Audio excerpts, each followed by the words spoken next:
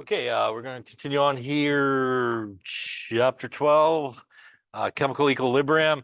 So last time was our big day of ice tables. We did a bunch of equilibrium type problems that involve ice tables.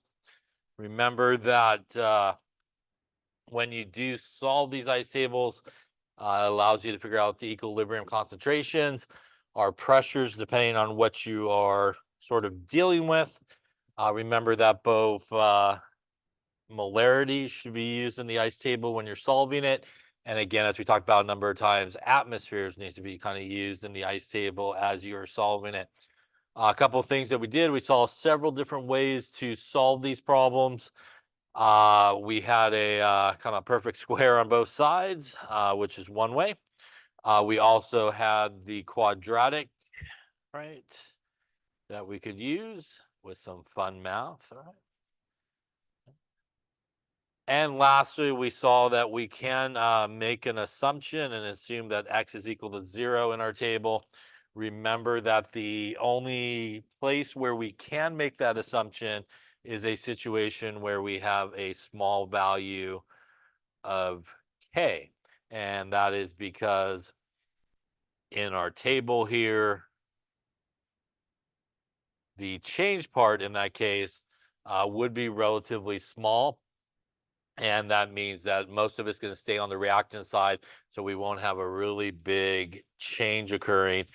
Remember, though, that it is only the x's that you're going to like subtract from a number or maybe add to a number.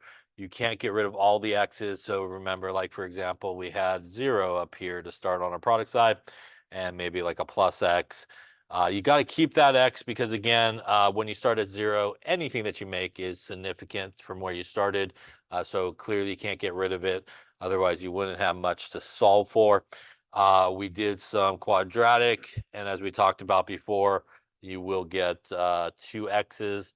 And remember that it is when you go back to this equilibrium line, that when you put one of those numbers in, it will yield you a negative concentration or a negative pressure, which you cannot have. So that would obviously be the incorrect value of x. Overall, it is math as we talked about. So once you figure out, say, the equilibrium concentrations of everybody are pressures, you can't go back into the equilibrium expression. And again, it should equal a value similar, very, very similar to the equilibrium constants value. Again, if you go back and sort of check yourself that way and you're very, very far off, then probably something math-wise went astray. Now, as I might have mentioned last time, you don't necessarily have to do the assumption even with a small k. If you like to roll with the quadratic, you could still roll with the quadratic on everything. It might just save you some time and stuff like that. But you do need to check it when you do make the assumption. And once again, we are going to use the 5% rule as our value. And once again, how you check your assumption is you take the x value that you got and you basically divide it by whatever you're going to subtract it from. Usually the initial concentrations is pretty much what those are. And you times it by 100%. And if that value is less than 5%, then it's okay to have done the assumption and the value that you got for x should be okay. Again, if it is over 5%, which will happen along the way, that means really the change is too big to make that sort of assumption. And we do have to sort of solve it another way. So as we talked about, pretty much that would probably sadly mean back to the quadratic. You probably go at that point, as that's going to be, again, the most complicated way that we're going to solve these sort of problems. As I mentioned before, another very common way that people sometimes solve these problems is through successive approximation. And again, we're not going to do it that way because, again, it can kind of take you down a very bad road if you are not so great at sort of choosing numbers. Any questions on solving ice tables, how to do them, or anything like that? Yeah. Just a quick question. After you solve the quadratic equation, Mhm. do Do you choose the bigger number or the smaller number? No, so it's really dependent on when you get these two X values for this guy. So you'll have like, one X value or two X values. It's really dependent on when you take each of those values back over to the equilibrium line to put it in 4X, that one of those guys is going to lead you to a negative value. So sometimes it's really easy to see if you have like a positive value of an X and a negative value. And especially if you have something like this where all you have is X at the end. So clearly the negative one right off the bat, you could identify as not the correct one, because once you put it back into here, you have a negative concentration. But it is possible that you could end up with two positive values when you do the quadratic. And it is also possible you could end up with two negative values, as well, as odd as it sounds, when you do the quadratic. And it's really what you want to determine is when you take those X values individually and you put it back into the equilibrium line, maybe not all of them, but one of them, one of those values will then lead you to a negative concentration or pressure that you can't have. Other questions? Yeah.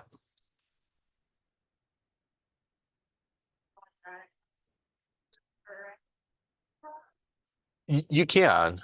So if you're good at the quadratic and you like to do that math, or even the scarier quadratic with the x cubed and all that, you can, absolutely. And it should really come out the same way as if you made the assumption or not. I would say it'd probably take a little bit longer in some situations, and maybe it pays to try the assumption if you can. Because very quickly you could kind of figure out maybe if it works or not, usually. But if you don't even want to worry about this, you absolutely can. It just might require a little bit more math. So if you're good at that type of stuff, you can just roll with it if you want and stuff like that. Yeah. Other questions? Yeah. So very important ice tables comes up all through the beginning part here of the season. It's in a lot of places. We'll do variations of these ice sort of calculations in all these chapters. So you want to make sure you have a really good foundation as to how to solve these problems, because it definitely will come up as we continue on. All right, the last thing that we got going on here in this chapter, I'm going to go with Le Chatelier's principle. So Le Chatelier's principle is this idea of essentially, I'm just going to back it up here and do it on this page. Essentially, you have a system at equilibrium. So you basically have this system that is at equilibrium. And basically, a reminder of what that means is you have this reaction that is going in the forward direction just as quick as it going in the reverse direction, and those rates will equal each other, right? So again, that rate of the forward will equal the rate of the reverse. So the idea of Le Chatelier's principle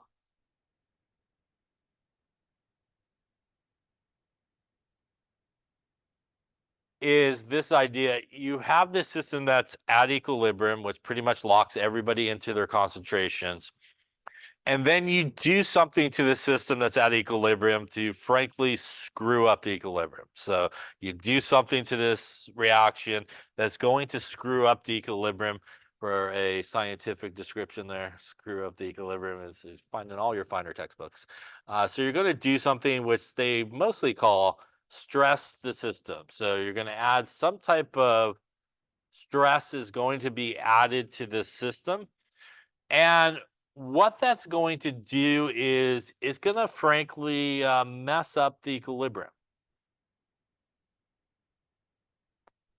Now, once you mess up the equilibrium, one of the nice things about a reversible reaction like this is it's going to want to get back to equilibrium. So even if you screw it up, it by itself is going to want to try to get itself back to that equilibrium sort of situation where the rate of the forward reaction will equal the rate of the reverse reaction.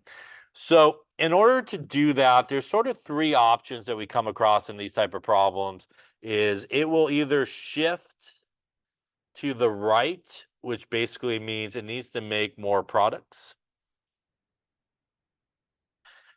It may shift to the left, which means it needs to make more reactants.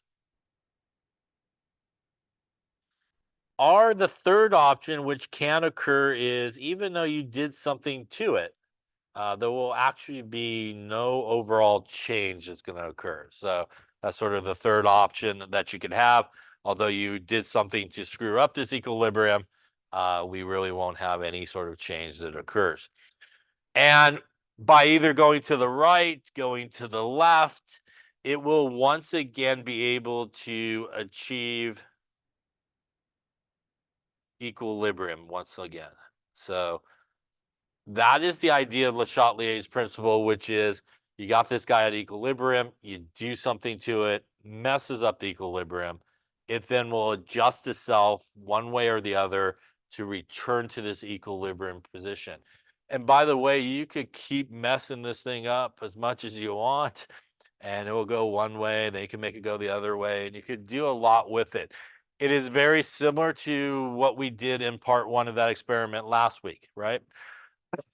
We use an enormous amount of one of the reactants, which basically cause that equilibrium to shove to the right and make pretty much all products in that case. So that's basically what we did in that standardized part of that experiment that we did last week. So let's talk a little bit about what these stresses are when we do it. So if a change is imposed at equilibrium, it will go one way or the other. And really the stresses that we can sort of apply to the system is something to do with concentration. So either we add more or remove concentration. We could also do pressure and volume, and they oftentimes are sort of related to each other.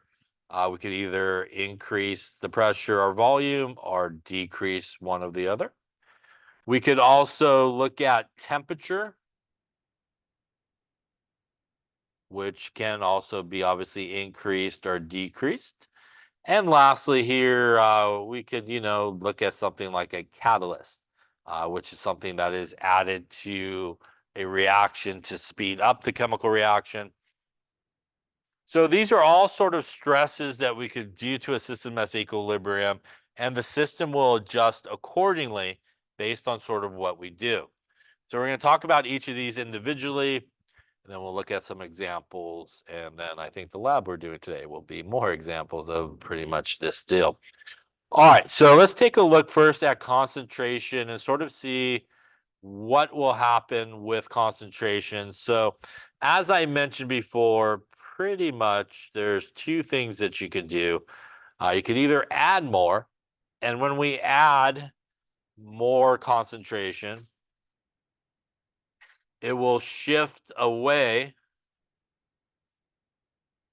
from the side we added it to. So when you add more, add away is a good way to remember that. It goes away from the side that you added it to. If we remove something, remove concentration, it will shift towards the side we removed it from.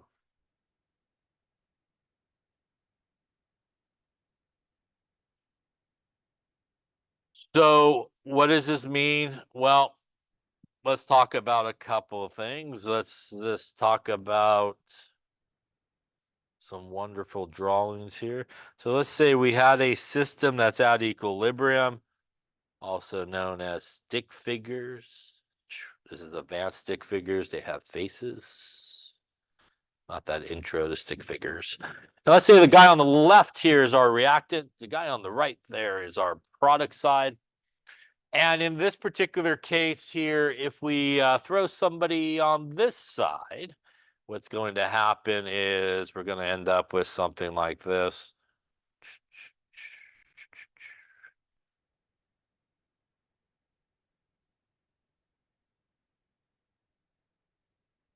Not so good. Now, in order to fix this, do I need to put more people on the right or left? I do need to put more people on the left. So we added to the right in this case. It's going to shift away from the side we added. And we're going to need to put more people on the left-hand side in this case. And that will return us back to sort of an equilibrium position here.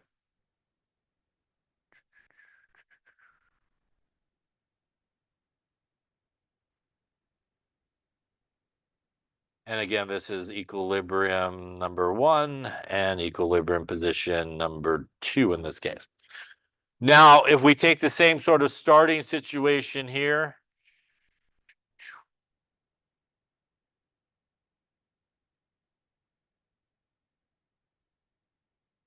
once again, this guy is my reactant, this guy is my product. And let's just say this guy on the right-hand side decides I've had enough, I'm going to hop off. So he hops off. That's going to result in this situation. So I need more people on the left or more people on the right? Yeah, so it's going to shift towards the side that we removed in this case to bring us back to an equilibrium position here as well.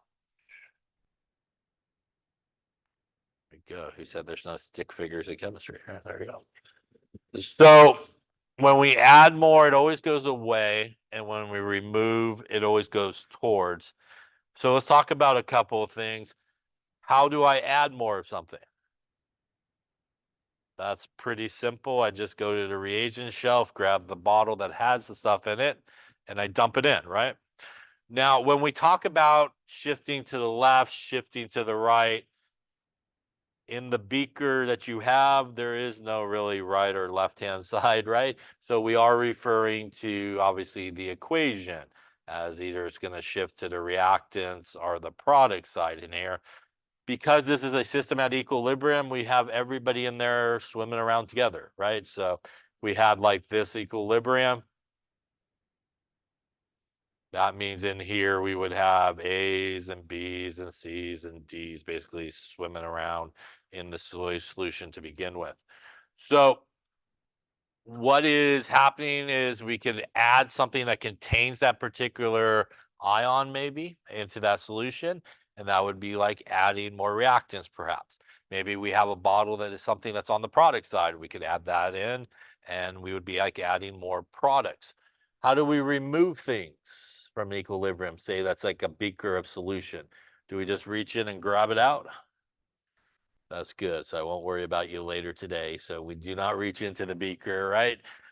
So what is one way that we could remove something from a beaker like we have in this picture of, I'll get rid of my R and L here, but my beaker of A, B, C, and D. Let's say I wanted to remove B and it's floating around with A, C, and D.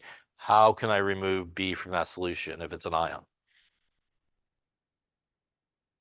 Can you go in there and pluck out an ion? You can't with your hands, but I could add something to it, right? That maybe will go E. Say I add some E in there, and B and E maybe will make a solid, right? And precipitate out, right? And that is essentially grabbing out that ion from solution. And that's okay because we do not include solids in the equilibrium, right? So that is essentially one way that you can reach in there essentially and grab out an ion that's floating around. You could add something that's not part of the original equilibrium equation, but will react with somebody that's there, somebody on the reactant side, somebody on the product side, and form a solid. And that precipitate essentially is like removing that ion from solution. What's another way we could remove an ion from solution that's moving around? What other thing is typically not included in the equilibrium? Besides solids, the other thing we don't put in is, yeah, like, what's a common liquid? Comes out of like the faucet? Yeah, water, right? So although a precipitate you would be able to see being made, right? In most cases, you'd be able to see the solid being made. But if you have an equilibrium that has hydroxide, OH minus, or an acid, which means it has H plus in there, and you add either an acid or a base to that, you will make water. And you won't visually be able to see that you made water, but that's one way that you can remove something that is like a hydroxide RH plus in an equilibrium. So those are two ways that we could actually remove something from an equilibrium. Is very commonly add something that will make a precipitate. We could add something that will make water. So when you add reagents, for example, like you're going to do later on today, you want to think of what you're adding and what is it a source of? What ions is it a source of? And if any of those ions, for example, is in the actual equation, then you're essentially adding more of what's there. If it's not in the equation and you do see something occur, then it's probably reacting with somebody that's in the equation and making either a solid or water as a result of that. Any questions on that there? All right. So that sounds like a winner, I think. All right, so that is concentration. Let's talk about the next couple of things, which is go with pressure and volume. Those guys sort of go together. When we think about pressure and volume, we think back to the fond days of 200A and a gas law that involves pressure and volume, like our friend Boyle, perhaps, right? And Boyle's law tells us as the pressure goes up, what happens to the volume? It goes down, actually. They are opposites of each other, right? So as one goes up, the other goes down. A very small volume means gas molecules are very close to one another. Increase in the number of collisions causes an increase in pressure. And opposite of that, if we decrease the pressure, that means we gave everybody a lot more room to fly around in, and we would have a higher volume that's happening here. So usually these two things are sort of tied together, and obviously we would be talking about an equilibrium that involves gases in this particular case. So if the pressure goes up because the volume goes down, the sort of change that's occurring is we're seeing the pressure start to go up. So we kind of want to bring the pressure back down. Now, in a much smaller volume, if I wanted to bring the pressure down, would I need more or less gas molecules in that smaller volume? Less, right? Because if I put more gas molecules in the smaller volume, a lot more collisions happening, right? A lot higher pressure. Pressure is going to continue to go up. So we would want a lot less gas molecules in that smaller volume. So it will shift to the side with the least number of gas molecules. Now, that obviously depends on the actual reaction that you're looking at. The easiest way to figure out how many gas molecules you have on each side of the arrow is add up the coefficients, right? For anything that has a G next to it, or that is a gas, and that is basically what you would be comparing. So anything that's a gas or has a little G symbol next to it, right? You add the coefficients on each side that have that, and that's what you compare. Opposite is sort of true here. As the pressure goes down, the volume goes up. So once again, we're increasing the volume. So it's giving everybody a lot more room to fly around in. We're going to see the pressure start to come down. We essentially kind of want to bring the pressure back up. So I oftentimes think about these things in terms of the volume. So again, in a larger volume, I would need to fill it with more gas molecules. Those more gas molecules are going to increase the number of collisions. The pressure is going to start to come back up from where, kind of started with, as opposed to continuing to come down. So again, this would be dependent on the equation that you're looking at, but it would shift to the side with more gas molecules.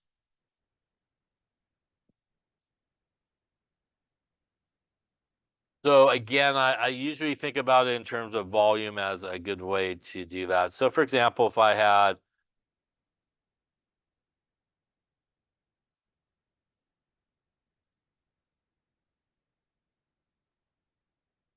and for this reaction, will it shift to the left, to the right, or no change? If I do the following things, I add more C, I remove A, I decrease the volume, I decrease the pressure.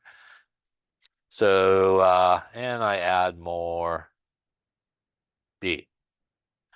Take a moment, and for each of those, decide which way is it going to head. Left, right, no change. Okay, so let's take a look and see. We're going to add more C. So C is a product, right? That means it should do what? Should shift to the left. And really the reason why it's going to shift to the left is what we talked about at the beginning of this chapter. When I add more C, that's going to cause the reverse reaction or the forward reaction to occur. It is, because we now have a lot more products than we started with, right? So that's going to kick off the reverse reaction. And that's, again, essentially why it will shift to the left in this case, right? If I remove A, which way should it go? It will also go left. So over here is like removing A. You think about one of two ways. It's like you just created a hole on that side, right? So you got to fill it. So it'll go towards the side you removed it. But the real reason is the exact same explanation. At that point, if we remove some reactants, we then have more products, which will cause the reverse reaction to occur, and it will head towards that. But if you want to remember it easier, you could just go like I put a hole on that side, I need to fill the hole. So go towards the hole that you put by removing it. It's a good way to remember it. If I decrease the volume, which way is it going to go? I'm not sure. Let's see. So if I decrease the volume, that means we will see an increase in pressure. So we want to bring really the pressure back down. In that small volume, we need less gas molecules. So these are all gases in my example. And if we add up 3 and 1 on this side, that is 4 gas molecules. And this side has 3 gas molecules from the coefficient. That means it will go to the right in that case, as that is the least number of gas molecules. If I decrease the pressure, then should go to the left. And that means if I decrease the pressure, I have a much larger volume. So I need to fill that big volume with more gas molecules, and it would shift to the left. And lastly, if I add more B, it will go to the right. Same reasoning as we've been talking about. When I add more B in this case, I have a lot more reactants, which is really going to cause the forward reaction to occur in that case, and it will shift away from it. Any questions on any of those there? Okay. All right, so that's concentration, that is pressure and volume. So that brings us to the next major thing that can affect equilibrium, which is temperature. So temperature will affect the equilibrium. So let's talk a little bit about how that works. So temperature,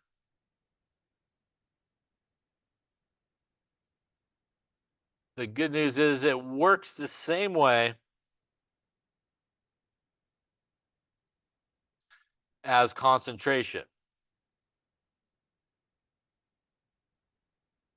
which means if you increase the temperature, it will shift away. And if you decrease the temperature, it will shift towards it. So the important part here is to figure out, which way that is. So this really all does revolve around what type of reaction you are dealing with. And what I mean by that is it a exothermic reaction, which means that heat and energy is released? Released. There we go. Or is it a endothermic reaction where heat and energy is absorbed?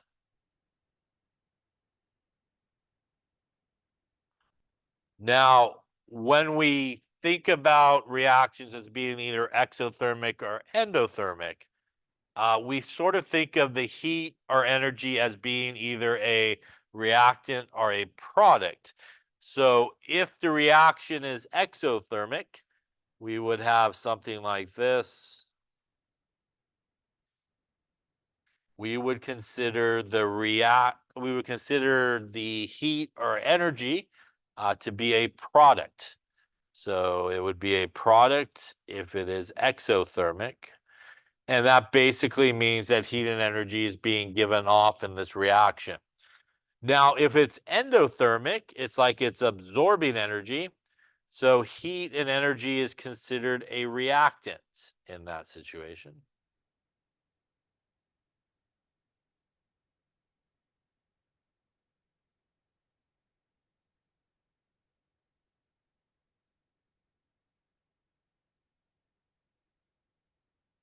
So that is sort of what you want to think about. Is it exothermic or endothermic? Either we're going to consider it sort of like a product or consider heat or energy like a reactant. So how is that really sort of displayed in an equation? In most cases, like in your textbook, they assume you did the energy chapter at this point, which you didn't probably. But delta H, which is the change in enthalpy, is a common way that we can determine whether or not a reaction is exothermic or endothermic. And if you have a delta H value and it is a negative value, really doesn't matter what the number is, but if the number is negative, and by the way, in general, when you calculate heat or energy and you get a negative number, maybe you did specific heat in like Chem 100.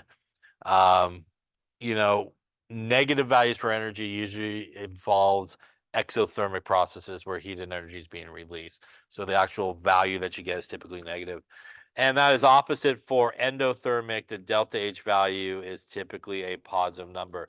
So I would say probably 9 times out of 10, the way that you would see this in a question is they would give you the equation and just give you the delta H value. And that's a very common way that you are given whether or not it's exothermic or endothermic.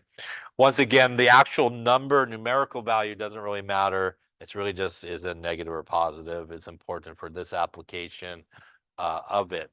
Now, temperature is also really important, as I think we talked about earlier on in this chapter.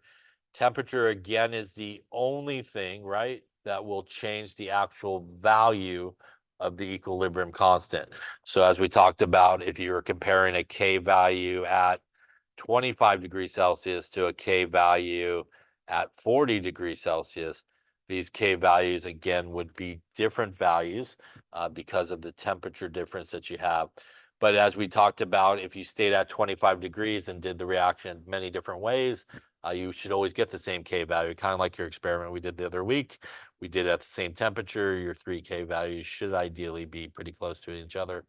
And again, if you stood to 40 degrees and did the reactions on multiple steps or ways, you should end up with the same number. But comparing between 40 and 25, you should have different values of K because the temperatures are different. Any questions on that there? That leaves us one last thing per se, a little catalyst action. Yeah. So a catalyst, again, as I might have mentioned, is not a reactant. It again is not a product, and it does not get used up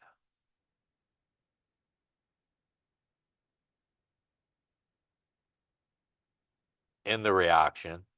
It is there again just to make the reaction occur faster in most cases. Although there are catalysts that can slow down the reaction, but most of the time people refer to a catalyst as sort of speeding up the chemical reaction.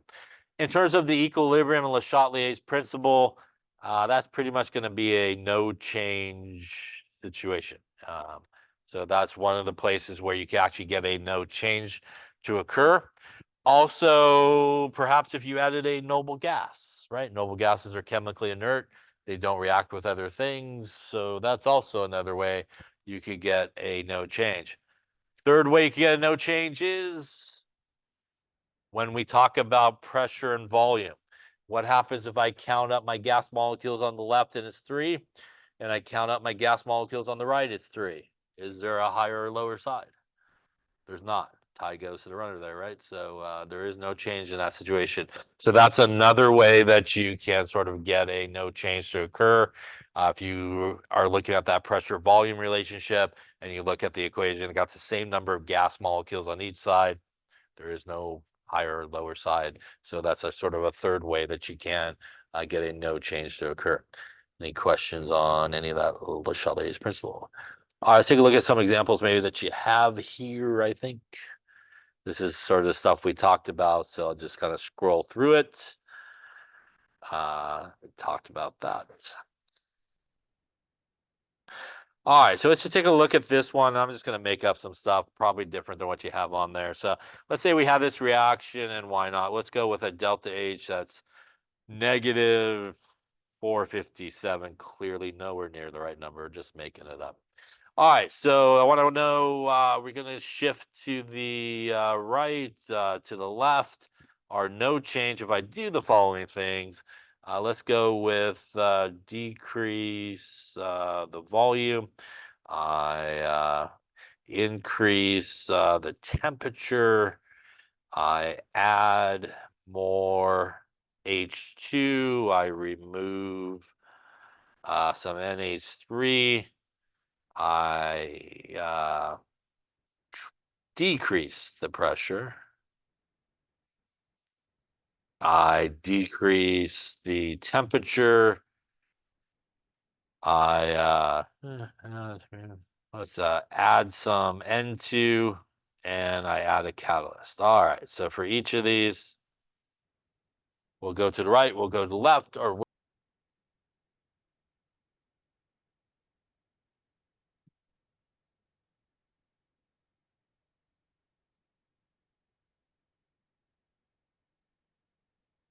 okay, let's take a look. We'll start the first one here, which is decreasing the volume.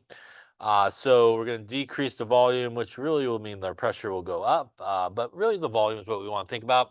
So we have a small volume, right? So which way is it going to go in this case? And go to the right. We want to shift to the side that has the smaller number of gas molecules. So that's a really easy way to remember it is small volume, less gas molecules, right? Smallest number of gas molecules. So just to reiterate here, we got 4 gas molecules, right? And we got 2 on this side. So it is going to go to the right there. If we increase the temperature in this case, this delta H value is going to help me determine what type of reaction it is. And what type of reaction is it? It is a exothermic reaction as we have a negative value. That means in the case of Le Chatelier's principle, my heat should go on the reactant side or product side. Product side, yeah, like it's being given off, basically. And that's all I need to know now, because now temperature works the same way as concentration, which means by increasing the temperature, I'm increasing my products, which means that should cause the reverse reaction to kick in place, and it should go away from it, and we actually would make more reactants in this case. Any questions on that one there? We're going to add more H2. H2 is a reactant, which means we now have more reactants than products. That again is going to kick off the forward direction away from the reactant side, and we would expect it to shift to the right in this case. We're going to remove NH3. So over here, NH3 is a product. So again, I personally like to think of it like I just created a hole over there. So I need to fill that hole. So I need to go towards it, right, to fill it.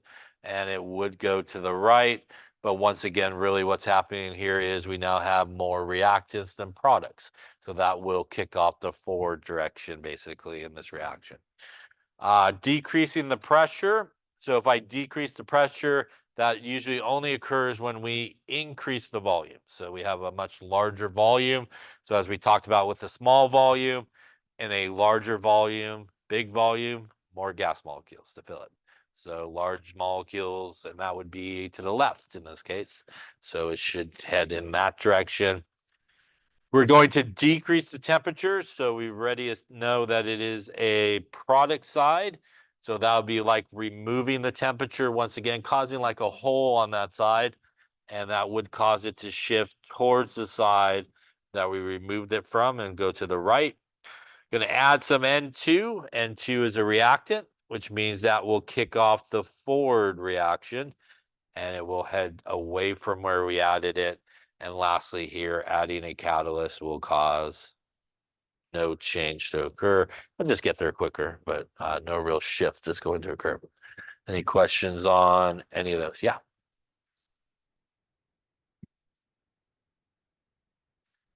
Decrease the pressure. Yeah, so In general, the idea is, for example, when we decrease the volume, right? So basically, we have gas molecules flying around in there. So when we decrease the volume, we're basically squishing all those gas molecules together, right? And the result of doing that is we're going to have a lot more collisions because they're flying around. And the change that's sort of going to occur is it's going to go for whatever pressure was at.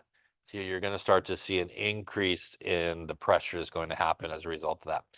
So that's sort of the change that occurs. And we don't really want that change to occur because at equilibrium, the pressure is like down here, right? And now by squishing it and causing that stress of putting all those gas molecules together, we start to see a rise in the pressure. So we kind of already did the change, which is we squeeze them together. So we can't unsqueeze it at that point. So the only option at that point and the only way to bring the pressure back down is because we now have a smaller volume, you need less gas molecules in that smaller volume. Because we will have less gas molecules in that smaller volume, what we will start to see is less collisions. And that increase in pressure that we saw by lowering the volume will then come back down to, kind of another equilibrium type position. And the opposite is true for the opposite sort of effect. If we decrease the pressure, that usually accounts for a increase in the volume. And because we have that increase in volume, we have the gas molecules now having a lot longer way to go to cause collisions. And that's why we see our pressure starting here at equilibrium.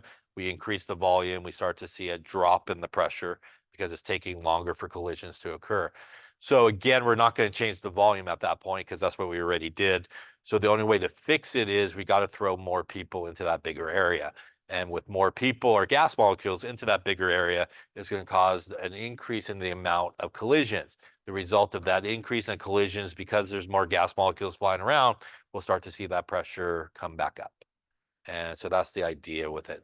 So the easiest way to remember it is really just to kind of think about pressure and volume, kind of just that basic Boyle's law relationship. As one goes up, the other goes down. And if they give you something about pressure, just think about what does that mean about the volume. So I increased my pressure, my volume went down, small volume, less gas molecules. If I decrease the pressure, my volume went up, bigger volume, more gas molecules. And that's just the easiest way to remember which way it should go is by the volume. And it just matches the volume. So if you see the volume comes down to small, less gas molecules, volume goes up, more gas molecules. Other questions on that? Yeah. I added heat to the product size because the delta H value in this case was negative. And when you have a change in enthalpy, which is what the delta H is, it's basically the heat of a reaction. It basically tells you in this reaction, is there like a net amount of energy being released as a result of it? Like a very simple example would be if you held onto the test tube, it starts to feel hot. That's an exothermic reaction. It's releasing heat and energy to your hand, which is why it feels hot to you. So that's what the delta H basically tells us is like when you have a negative value, overall that reaction is releasing a certain amount of energy. And that's different than when the delta H is positive, which is an endothermic reaction, which means that it's going to be absorbing energy. And same example, if you held onto a test tube and it feels cold to you, the reason it feels cold to you is because it's sucking out all the heat and energy from your hand. So it's absorbing all that heat and energy from your hand, which is why it feels cold to you if you're touching it. So the way that translates to when we think about heat and energy in terms of the equation is when we have an exothermic reaction, energy is being given off. That's basically like our products, right? We think of products as things made, things being given off as a result of this reaction. So that's why with a negative value for our delta H, exothermic reactions, the heat is sort of thought of, it's not perfectly correct, but thought of as a product. And that's why when we have an endothermic reaction, heat and energy is thought of as a reactant, because in the reactants, we're putting these things together to make something. So it's like they're absorbing all that. So we put the heat and energy on the reactant side, like it's absorbing it at the start of the reaction to send it to the product side. So that's the opposite. So the short answer is really is that delta H value. And or if they just flat out tell you it's exothermic or endothermic, that's, sort of where you want to position it. And at that point, the heat and energy really just works like concentration. So if you increase it, it goes away. And if you decrease it, it goes towards it. The same reason why when we increase this on the product side or we increase the temperature, it will go away. That's because we now added a lot more energy to our sort of products, right? So that's going to cause a lot more of those reactions to come together and shift it away. Opposite is true. You throw everything on ice, it's like removing all that heat and energy. So what happens is all of our products are going to slow down, right? And our reactants are now going to have a little bit more energy, and that's going to cause the forward reaction to go towards it. Other questions on that? Take a look at maybe another example here that you might have. That's the one we sort of did. Take a look at this one. Why not? I don't remember if I fixed your handout or not, but there should be a 2 there. If there's not on your handout, make sure you put a 2 there. We'll go with endothermic on this one. We'll answer the same questions. Let's go left, right, or no change. If I add O2, I remove N2, I increase the temperature, I increase the pressure, I remove NO, and I increase the volume. All right, so for each of these, which way are we going?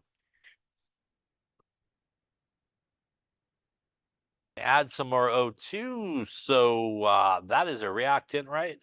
That should kick off our forward direction, right? And basically go away from the side we added it to. So it should shift to the right in that case. When I remove some N2, that is also a reactant, but we're kind of again creating like a hole on that side, which really means we have more products and reactants. So that should actually cause the reverse reaction to occur and head towards that hole to basically fill the hole in. If I increase the temperature, this is an endothermic reaction, which means my delta H value would be a positive value, by the way. Is that going to mean my heat is a reactant or product in this case? It is going to be a reactant. So we would add our heat to this side. And now that we're increasing it, that means we're increasing more reactants in this case. And that should cause the forward reaction to occur and go away from where we're adding. And which should cause this reaction basically to head to the right in this case. We're going to increase the pressure, which means what happens to my volume? Gets larger or smaller? It does decrease, which means I want to go to more or less gas molecules. Less, right? So small volume, less gas molecules. Which way is less gas molecules? That is correct, because we have 2 gas molecules here, right? 1 of each, and 2 there, which means not much is going to happen in that case, right?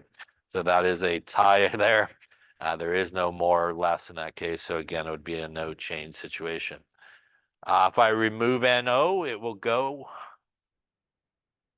to the right towards it, again, causing a hole on this side to fill. Or if you want to think about it maybe more correctly, you basically have more reactants than products. So it's going to cause that forward reaction basically to occur. If I increase the volume, what happens to my pressure, by the way? If I increase the volume, pressure should go down. So with a larger volume, I need more gas molecules, which means that still in this case, it is no change. Again, there is no larger or smaller in this case. Any questions on Le Chatelier's principle? A little shifting to the left, a little shifting to the right. Maybe some no change. Any questions? Getting close to coming up the hill of the roller coaster. See the peak of it here. All right, so we talked about acids and bases. Some of this might be some review, maybe from Chem 100, but or not. But we'll talk about it. We'll talk about some other things that probably you didn't talk about as well. So acids and bases, my acid is hiding behind my orange there. I think there's an acid back there somewhere. I think that's what that says. It looks like an S, I think, but that's acids. There you go. So acids have a sour taste. You shouldn't obviously taste any acid or bases in the lab, but vinegar is acetic acid as the major component. Citrus fruits have citric acid. As you're probably well aware, they do react with certain metals to produce hydrogen gas in a reaction we like to call a single replacement reaction, right? So something like you take some zinc, and a little hydrochloric acid action, right? It's going to come in and replace the hydrogen. When hydrogen gets kicked out by itself, it makes hydrogen gas. And in this case, a little zinc chloride action happening there. Maybe I balance it like I'm a chemistry person here. There we go. Put a 2 in front of it. So that is a single replacement reaction, right? And those are very common things that acids react with. They also react with carbonates or bicarbonates to produce carbon dioxide through a reaction. You probably also remember, say if you took some hydrochloric acid, maybe a little sodium carbonate, looks something like this, right? This is a double displacement reaction, right? Gonna go this way and this way. And we'll make something like a little NaCl and a little H2CO3. That, by the way, is carbonic acid. Yes. Carbonic acid doesn't hang around a really long time. 2 there as well. That'd be good. It doesn't hang around a very long time and it decomposes, goes through a decomposition reaction. And will create water and CO2 gas. Yeah. Plop, plop, fizz, fizz, little Alka-Seltzer action. Yes. Bubbles and stuff like that. Bases, on the other hand, they feel very slippery. Many soaps, drain cleaners are bases. You go to Home Depot and buy straight sodium hydroxide to clear your drain, I think. A lot of our strong bases come from group 1 and group 2 on the periodic table. Those are the alkali metals, right? The alkaline earth metals. In case you're not familiar with this word, you will be by the time we're done in this season here. Alkaline means basic, and that's where a lot of bases come from, basically here. Speaking of that, let us go back and take a moment just to make sure everybody's on the same page. And that is the acid nomenclature, right? We remember how to name these. That was maybe convincing or not. I'm not sure I heard anything there. So when we name acids, right, it all revolves around whether or not the acid has oxygen, right? And if the answer is no, there is no oxygen, the acid should start with hydro something ic acid, right? So if we take something like HCl, that is no oxygen, and it is hydrochloric acid, right? By the way, the cation for every acid is the H plus. That's pretty much what the cation is. The anion is pretty much whatever our negative guy is. In this case, it would be Cl minus. But HBr, that is hydrobromic acid, right? Why do I put aqueous here? Because that's pretty much what makes it an acid. It's a solution.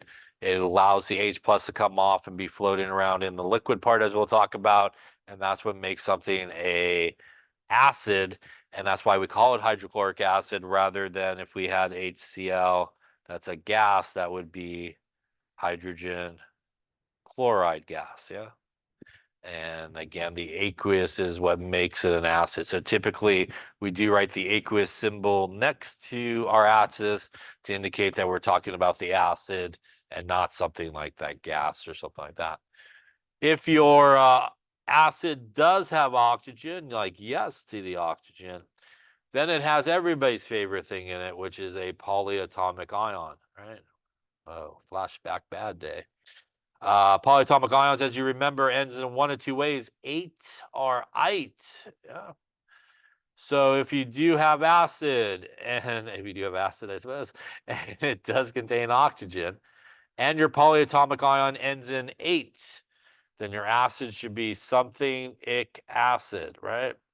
Like HNO3. NO3 is nitrate. This would be nitric acid, right? H2SO4. SO4 is sulfate.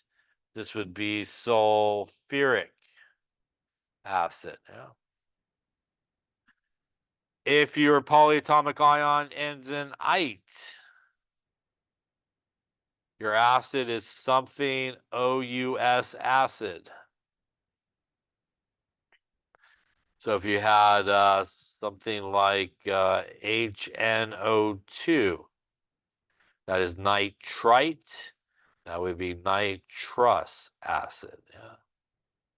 So remember that if it has oxygen, it is sometimes referred to as a oxyacid because it contains oxygen, and there's no hydro in that name. So hydro is only for guys that do not have oxygen. Any questions on that there? All right, so you should be able to name the acids correctly, especially if you're doing some experiments that involve acids rather than this acid thingy here, right? So hopefully that's a review. Any questions on how to name? Bases are pretty much named like kind of normal. A lot of them, strong ones, have hydroxide in it. So like sodium hydroxide, potassium hydroxide. So they're pretty straightforward. All right, any questions on naming? No? Okay. All right.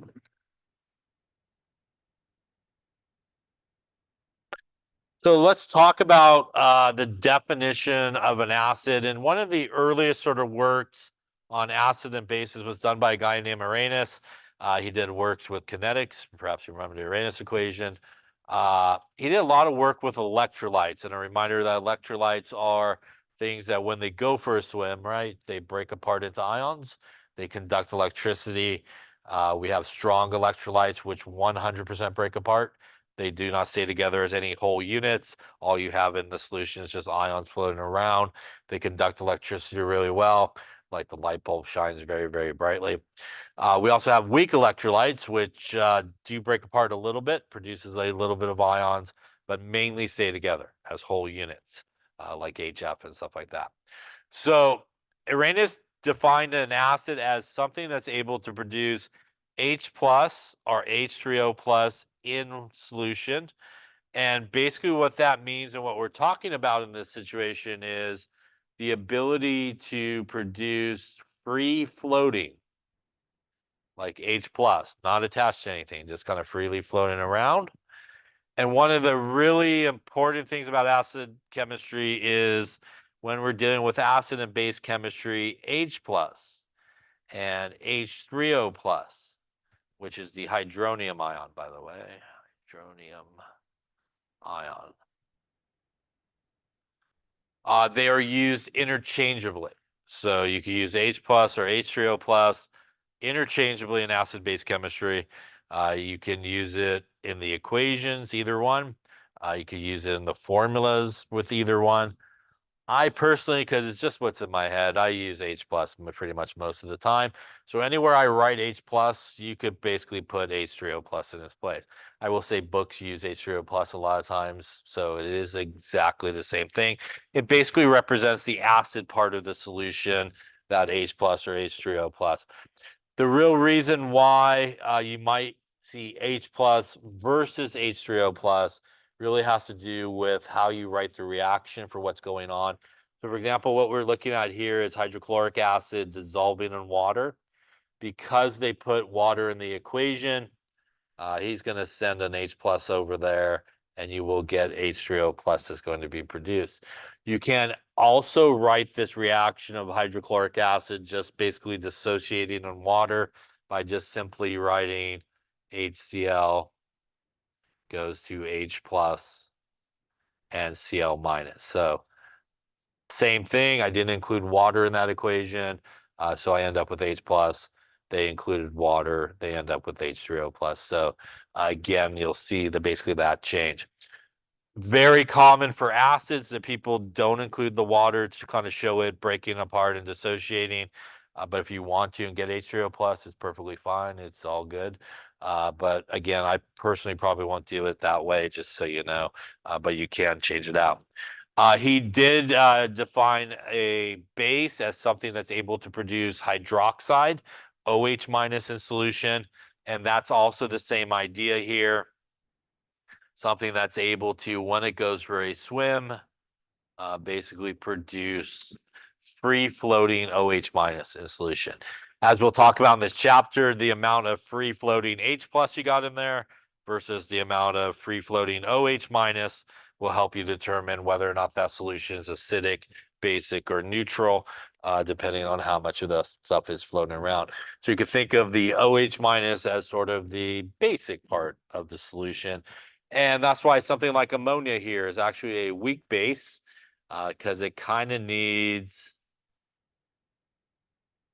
a little help there to produce hydroxide, but it is still considered a base because it has the ability to produce hydroxide. And this is a weak base, which means it is a weak electrolyte. If you remember with weak electrolytes, perhaps you remember these arrows that head in both directions, right? These reversible arrows. As opposed to up here, this is HCl, which is a strong electrolyte. It's a one-way street. Everybody's breaking apart, nobody's staying together. In the case of NH3, it's mainly staying together, but still producing a little bit of ions. That's different than if we had sodium hydroxide, which is a strong base. When it's in solution, it will 100% break apart into sodium ions and hydroxide ions. And that is why something like sodium hydroxide is considered a strong base, because frankly, all it needs to do is go for a swim. And once it does that, it's going to produce a ton of free OH minus really quickly. And that's basically your definition of a base. The ammonia will also go for a swim, but it's got to go find some water, do a little bit of a reaction, and produce some hydroxide and mainly stay together. So it's not going to produce anywhere near the amount of hydroxide, for example, something like sodium hydroxide, which is why that's the difference between those two. And it's sort of the same idea with the acid. Something like hydrochloric acid, all it needs to do is go into the solution or water, and it's just going to completely break apart. And that's going to generate a lot of free H plus in that solution really quickly, which is why it's considered a strong acid, as opposed to, say, something like hydrofluoric acid, which is a weak acid, which will go into solution and break apart a little bit. But the difference is that's pretty much what you have floating around. You have a little bit of H plus and F minus, and it's not going to produce anywhere near the amount of H plus that something like hydrochloric acid would produce. Any questions on that there? So the Arrhenius definition was a good definition, but sort of limited because he did a lot of work with really just the strong bases or bases that have hydroxide in them. And a more sort of generic definition is one that was brought to us by Bronsted and I know I should really fix this slide, Lowry as well. I feel bad his name got cut off there.